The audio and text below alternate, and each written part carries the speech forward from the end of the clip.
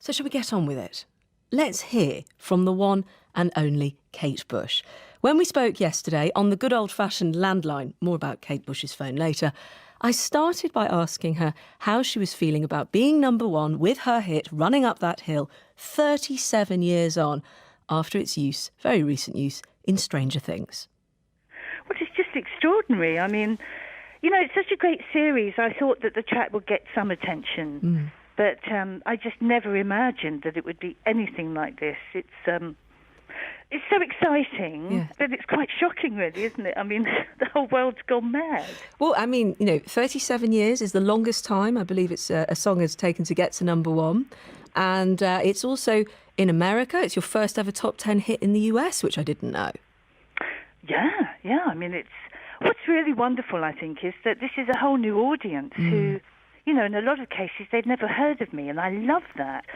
The thought of all these really young people hearing the song for the first time and discovering it is, well, I think it's very special.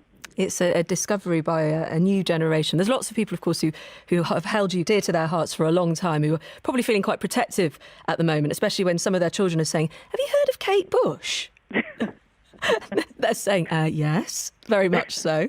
But in terms of this song and for those new audience members, for those people discovering you now, what's it actually about, Running Up That Hill, if you were to explain it to a new audience? Well, I really like people to hear a song and take from it what they want. But originally it was written as the idea of really swapping a man and a woman, swapping places with each other, just to feel what it was like from the other side. Yes, and getting that experience. Yeah. If that was possible. And it wasn't originally called Running Up That Hill, was it? No, it was called A Deal with God. I think they were just worried, the record company were worried that it wouldn't get played on the radio, that people would feel it was a sensitive title. Right. But so is that still how you think of it, as opposed to Running Up That Hill? Because when you've originally named something, and these are all your creations, you can stay wedded to it, can't you? Well, yes and no, but some of them have had very strange titles that you kind of have a working title that you quickly forget. But yeah, I think for me this is still called A Deal with God. Now lots more people, new people as well, getting into the song. I mean, it's so widely listened to across social media platforms as well, never mind streaming platforms.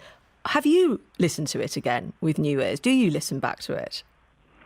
I never listen to my old stuff, but then, when things like this come along, I'm normally involved in something like, maybe doing an edit or revisiting the track for some kind of other reason. I'm working on it. So, yeah, I hadn't heard it for a really long time. Yeah, well, I was imagining, people also watching the video.